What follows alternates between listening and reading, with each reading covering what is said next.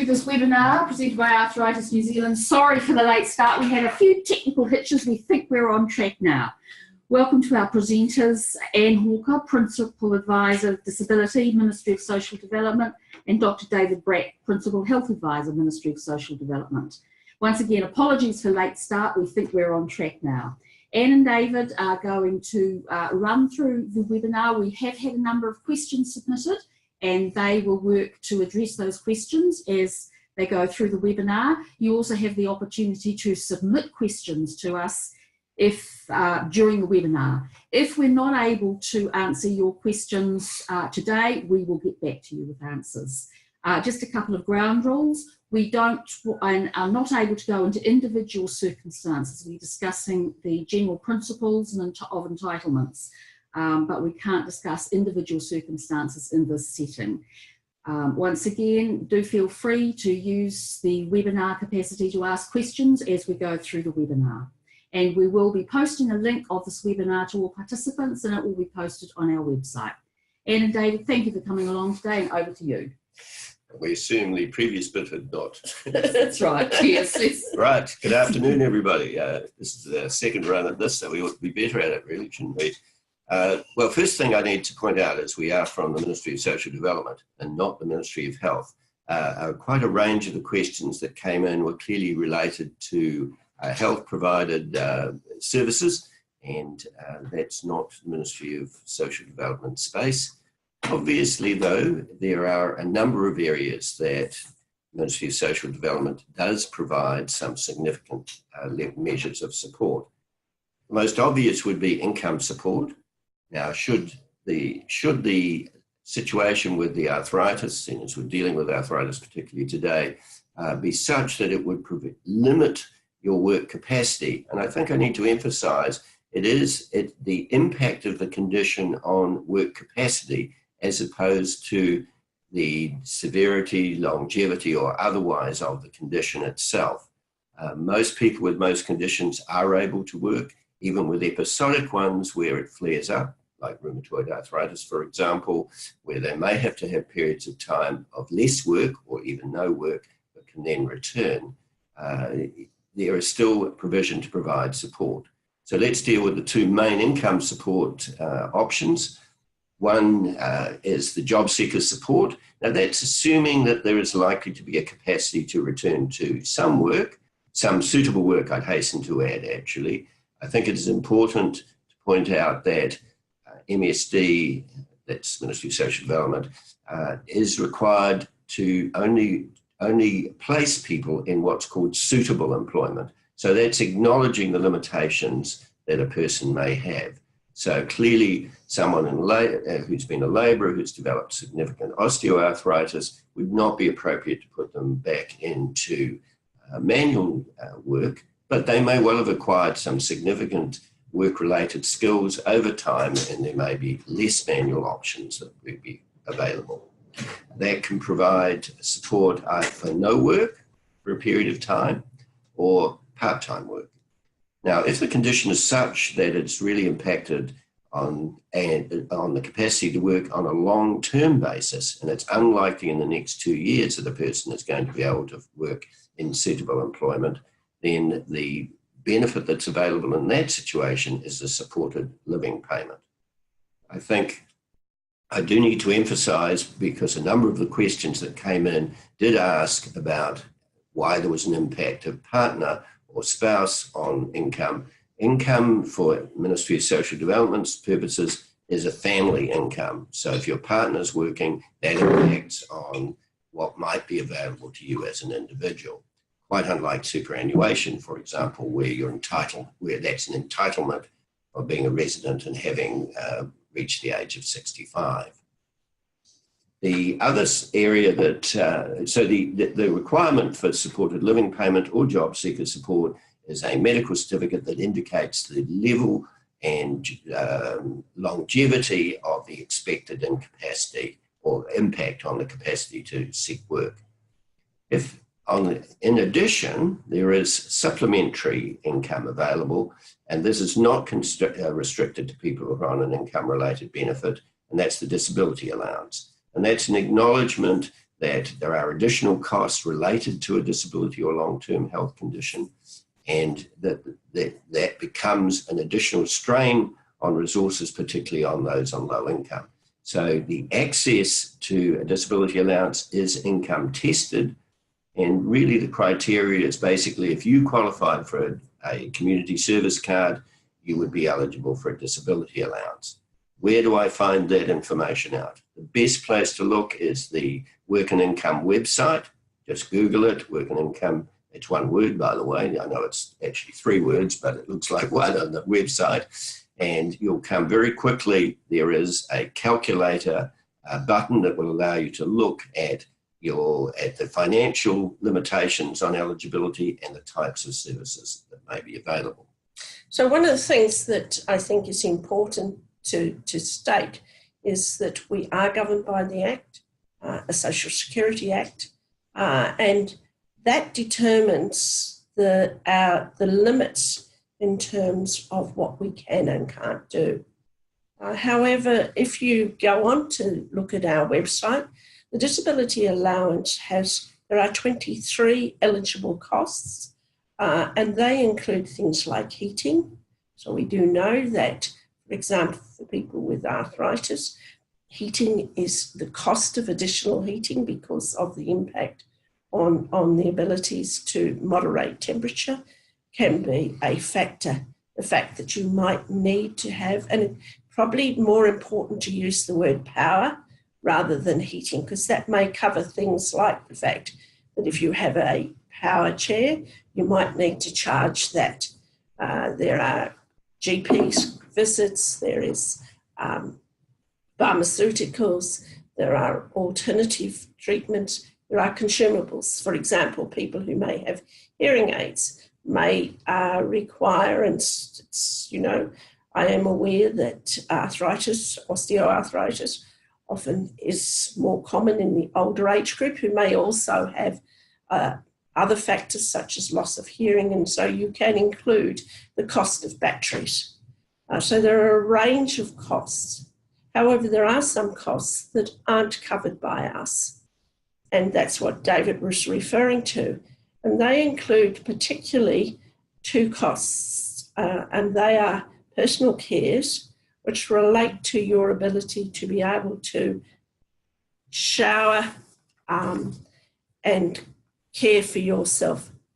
That cost is not income tested.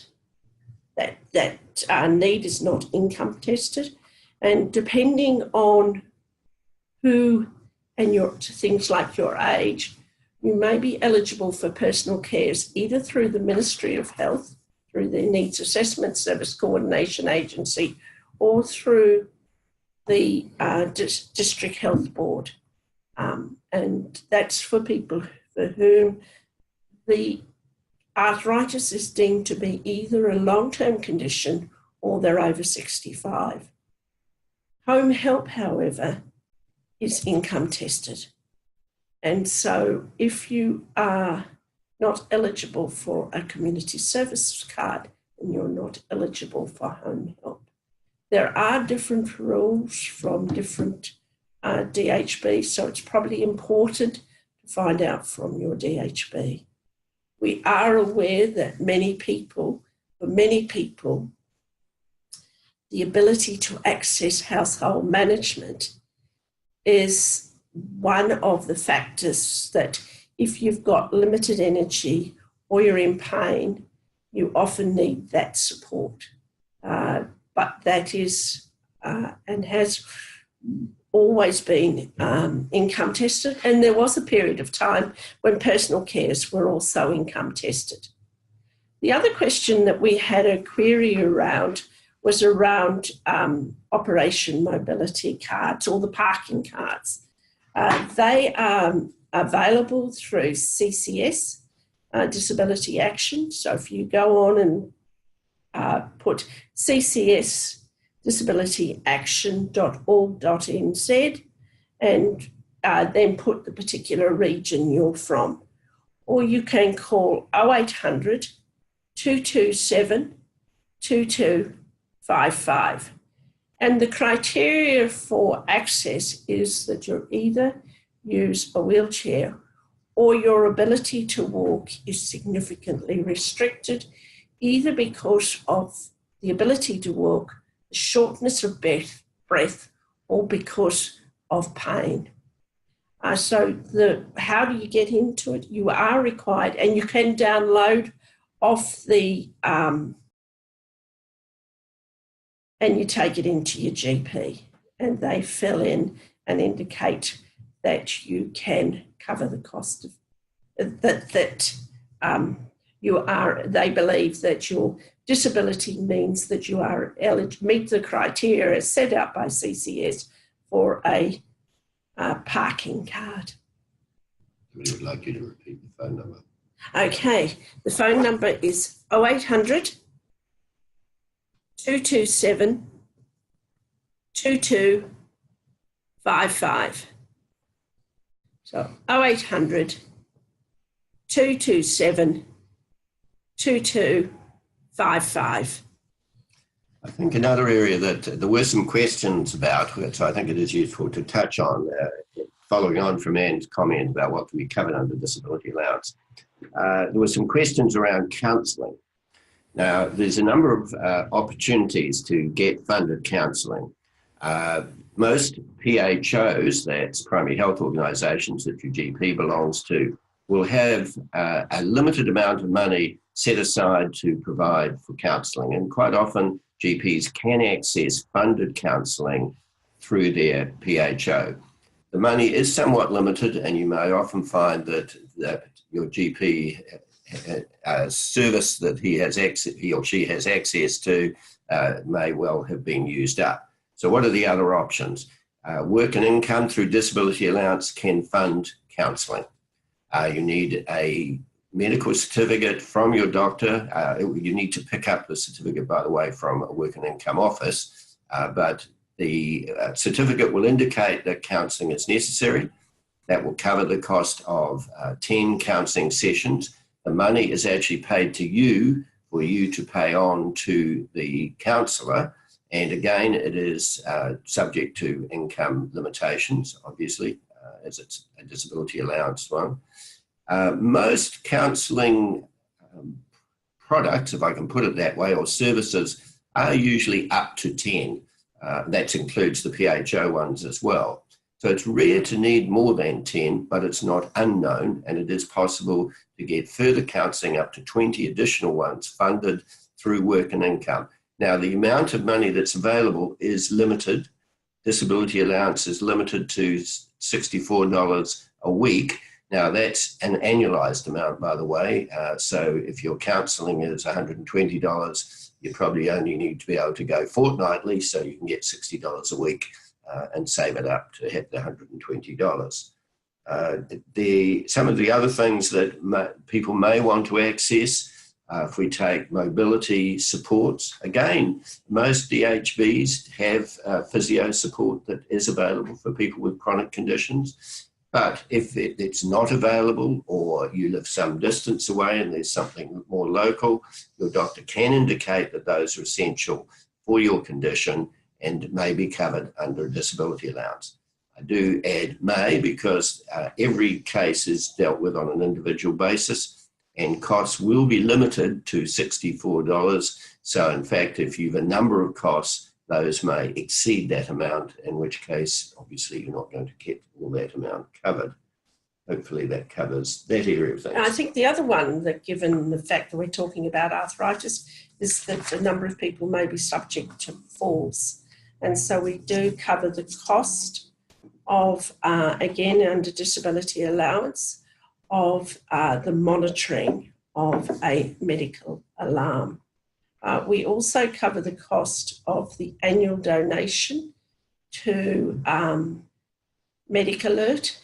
And we also, if a person, and there are ambulance fees, and the person often requires regular use of the ambulance. Now, the ambulance often in those situations have the ability to charge you a particular fee, and we can, rather than the one-off fee, we can cover the cost of that as well, if it's within that annualised cost. So one question that did raise a bit of confusion, obviously, is that superannuation is not income tested.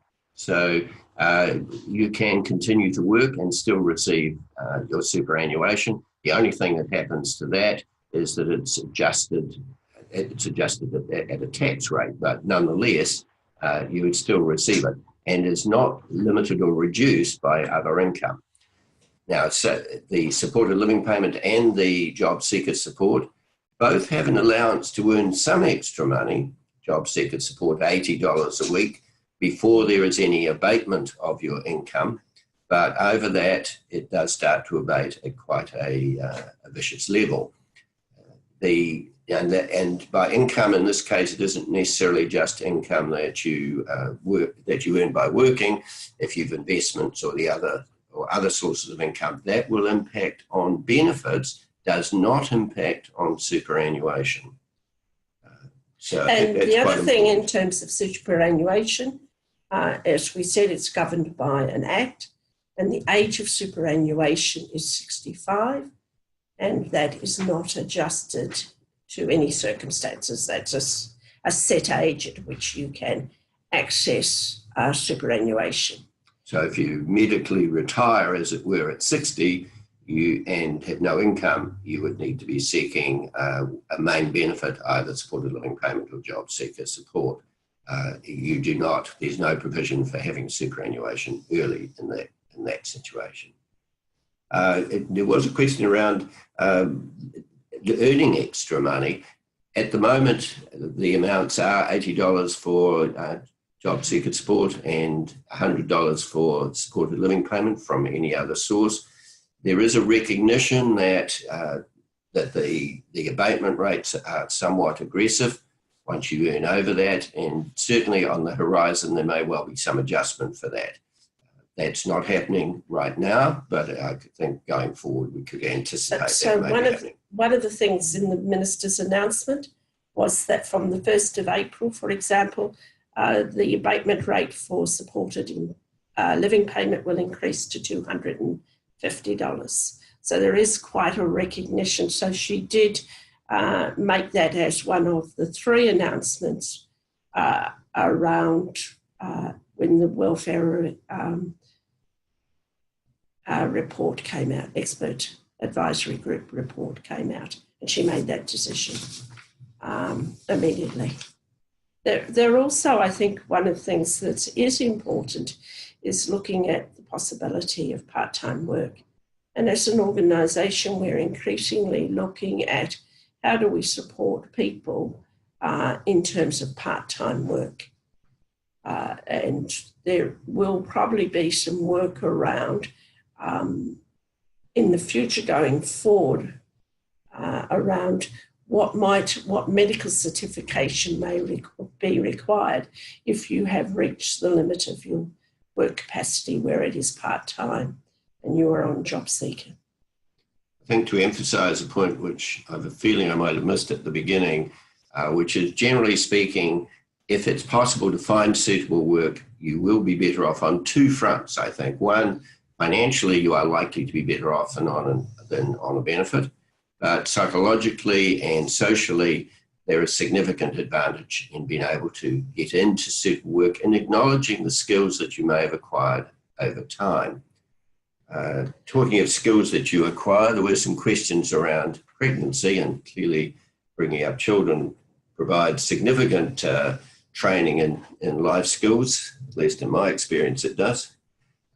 So what can pregnant women get, particularly if that flares up their arthritis, and we certainly know that pregnancy does occasionally have a habit of doing that sort of thing. You are entitled to at any stage, whether you're pregnant or not, if your capacity to work is impacted, and if it is impacted by pregnancy, you would be entitled to a benefit. Almost certainly job seeker support initially, and not supported living payment, as it would anticipate there may be a settling down after the pregnancy.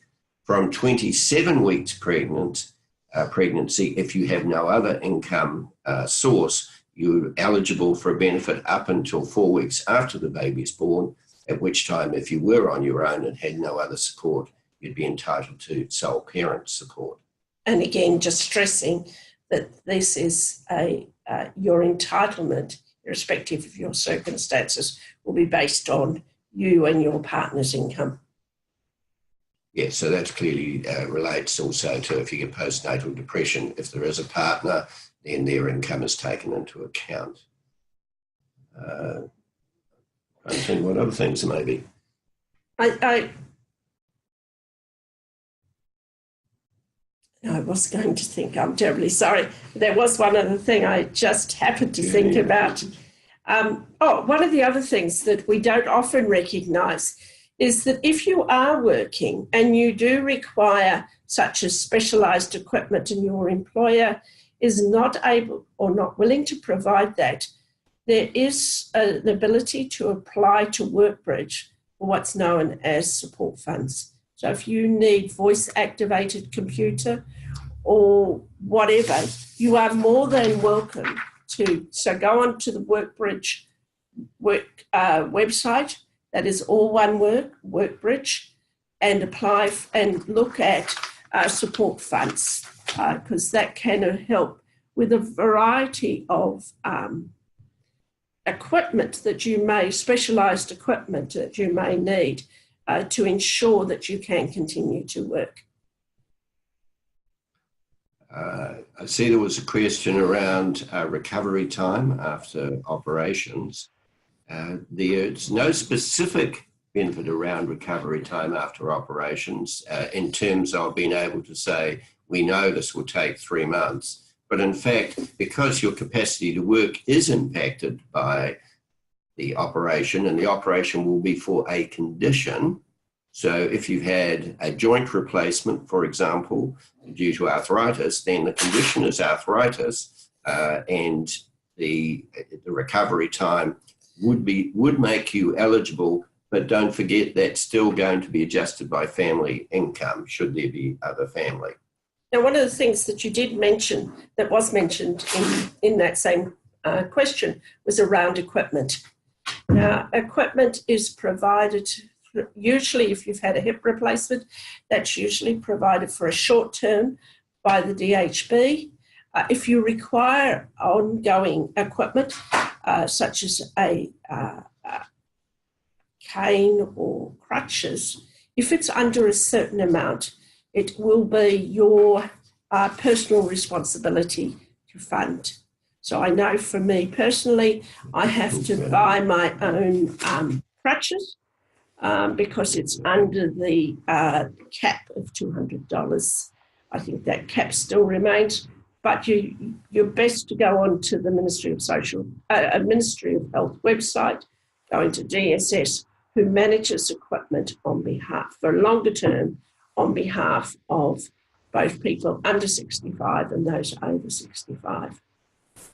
It's possible there may have been some confusion or at least lack of clarity about the difference between supported living payment and job seeker support. Supported living payment is the payment where the condition or disability is such that its impact on the capacity to work anything more than 15 hours a week, which basically means not able to work, for at least the next 2 years. That's often quite hard to predict.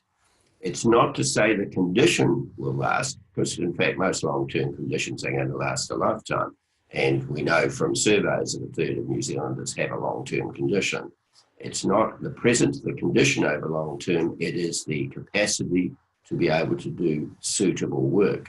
That's not necessarily the work you've always done, but suitable work. So, if we took a builder, for example, who couldn't build because his knees or his back was a bit worn out, but they've acquired significant skills, and there will be work available using those skills that do not involve lifting or significant mobility issues. Job seeker support is where there is anticipated that a work capacity in suitable work is likely to emerge over it sometime in the next 2 years. So it's basically supported living payment for those who you anticipate will never be able to work, job seeker for support for those who it's anticipated their condition may settle to an extent that suitable work is possible and in the future. Hopefully that clarifies that area. I think we probably covered most of the things that I can see that we've had already. I'm quickly looking through the questions that have come in. If you think there's something we haven't been clear on, and I understand that sometimes things we think are clear or may not be when they're heard, by someone who's not familiar with the situation. But do keep in mind the websites do make things clear. Don't confuse the fact that health does have a requirement to provide most services related to health conditions, and that work and income, which is what the front-facing part of the Ministry of Social Development is around suitable work and income support. Our boss here is furiously trying to see what things we have not covered yet. Now, I think we should add our minister, which is Carmel Cipollone, is very keen that people should access disability allowance where, to the full extent. It is acknowledged that quite a lot of people are not aware that they may be eligible. This is particularly true for low-income people or people whose income is limited by the fact they can only work part-time. So do look up, one, are you eligible? And two, what sorts of things may be able to get some support with. One of the queries that came in was for Arthritis New Zealand, yes. And it asked Arthritis New Zealand, what services do we provide, particularly for people in rural areas? So if I can just pick that up, we have an 0800 number, which is 0800 663 463. People from anywhere in New Zealand can call that number toll free and ask to speak to an arthritis educator. Our arthritis educators are health professionals who have skill and expertise in working with and assisting people who have arthritis. We also have our website, which has a significant amount of information on it. It's www.arthritis.org.nz. And of course, we do run regular webinars, which are also on our website and available for anyone to view. Our arthritis educators do some visiting around different communities. And while we only have 8 educators covering the whole country, we can't promise that educators will be in every area all the time. But if you have an area where you think there are some particular topics or issues that would be of interest to the local community, do drop us a line. You can contact us through our Facebook page or our 0800 number, and we will do our best to respond and to provide assistance. One area that is worth noting is that we're aware that pain is a significant issue for people with arthritis, and we do have a new booklet that looks at pain and managing pain, and our educators are particularly good resource people to speak to around that subject. So please do feel free. Our 0800 number can be called toll free anywhere in New Zealand. Ask to speak to an arthritis educator, and we will do our very best to provide the support and assistance that you're after. And the number is? 0800 663 463. And ask to speak to an arthritis educator, because the person answering the phone is likely to be one of our administration staff. But our arthritis educators are available business hours to connect with clients. I realise, in fact, there was a question around people who live in rural areas accessing specialist services. And now clearly that's an issue within the health space, that most of the specialist services are rather restricted to the major centres.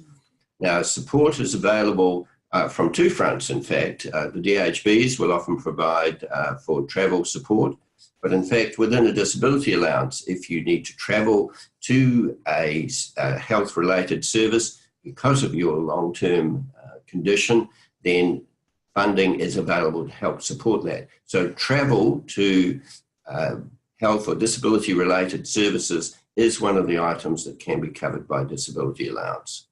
And that's calculated on, well, if you go by car, on the size of the engine, but otherwise it's expected to cover the cost of public transport. Right. So there was a question around superannuant wondering what service can access. They've commented they don't have a community service card. They may be eligible for a community service card. The fact that you don't get the only people who are sent them automatically, by the way, are people who are on a benefit or people who are accessing accommodation allowance, because you can get accommodation support even if you're not on a benefit. Again, that's income related. But there'll be many superannuants who in fact would be eligible for a community service card but may not have thought to access one. If you've never actually used work and income, and most people who've worked all their lives will not have, it may not have occurred. So again, do check the website. You may, although you don't have a community service card, you may well be eligible for one. And that will make a difference to the cost of your visits to your doctor, as well as indicate other supports that you may be eligible for. So that is an area that perhaps has not been publicised as much as it might be, which you do need to go looking to see if you are eligible for a community service card. Again, that's that eligibility calculator on the Work and Income website. Right, as we haven't had any more queries come in, we will wrap this up now. Thank you, Anne and David. If questions come in following the webinar, we will get back to you with an individual response. And any areas that you would like some further information on, feel free to contact Arthritis New Zealand. Thanks for coming along, and I hope you found this useful. Happy to support any additional questions. Thank you.